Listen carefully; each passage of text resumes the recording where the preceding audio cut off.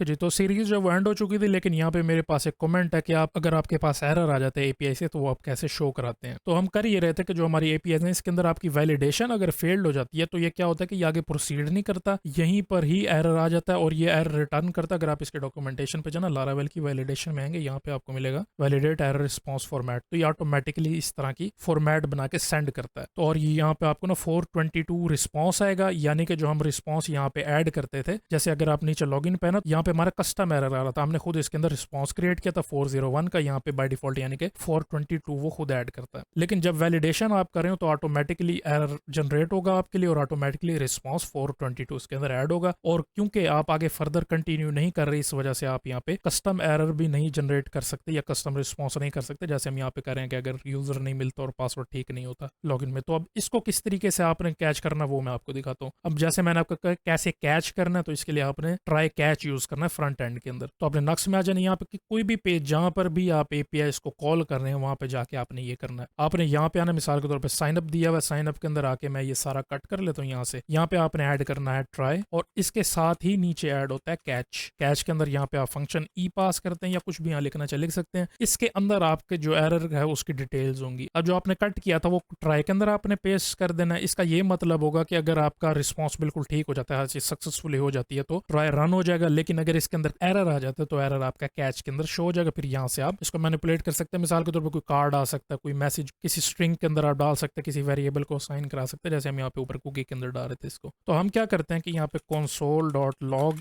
ई, अब जो ई है ना इसके अंदर आपका रिस्पॉन्स होगा। अब होगा ये कि जो ये यहाँ पे मैंने ना यूजर इसी नाम से पहले क्रिएट किया हुआ, तो अब क्या होगा कि 422 एरर आएगा और उसके अंदर होगा कि ईमेल ऑलरेडी एग्जिस्ट। तो अब इसको एक दफा टेस्ट कर देते हैं। यहाँ पे आके मैं साइन अप पे क्लिक करता हूँ, यहाँ पे ये देखें ये आ गया। ये वाला रिस्पॉन्स जो है ये हमारे सिस्टम ने जनरेट किया और ये वाला जो है console.log हो गया है। लेकिन अब यहाँ पे आप देख सकते हैं कि 422 आपको ये नहीं पता कि ये मैसेज क्या है या क्या एरर आया हमारा। तो अगर आपने एरर शो कराना है तो इसके लिए ना आपने ये ई जो लिखा ना, ई के आगे डाल देना डॉट डाटा। अब इस डॉट डाटा के अंदर आपका सारा मैसेज होगा। अब दोबारा साइन अप पे अगर मैं क्लिक करूँ, ये देखिए इसने ऊपर एरर तो शो करा दिया, लेकिन यहाँ पे नीचे एक हमें स्ट्रिंग भी मिल गया मैसेज के नाम से। ये सेम फॉर्मेट है जो कि यहाँ पे जनरेट हुई है, मैसेज और इसके साथ एरर्स की की होगी, यहाँ पर भी मैसेज और इसके साथ एरर की होगी। अगर एक है तो ये सिंपली नीचे मैसेज के अंदर डाल देगा, अगर ज्यादा एरर्स हैं तो जाहिर बात है इसके अंदर और डाटा भी इसने ऐड किया होगा। मैं वो आपको दिखाता हूँ। अब मैं क्या करता हूँ कि यहाँ से जितनी भी वैल्यूज है ये रिमूव कर देता हूँ। इसका मतलब है कि रिक्वायर्ड वैलिडेशन जो है उसकी तरफ से एरर आएगा कि ये रिक्वायर्ड है। तो अब दोबारा मैं यहाँ पे साइन अप पे क्लिक करता हूँ, यहाँ पे आप देख सकते हैं कि मैसेजेस एरर्स आया हुआ, एरर के अंदर यहाँ पे मैसेज दिया हुआ है the name field is required and 2 more errors. यहाँ पे आप दोबारा आके चेक करेंगे, एरर्स को ओपन करेंगे, यहाँ पे दिया हुआ है email the email field is required, name the name field is required, password the password field is required. तो अगर आपने इसको रीड करना है, आप डायरेक्ट मैसेज ही रीड कर सकते हैं। तो मैसेज रीड करने का तरीका है कि यहाँ पे आके ना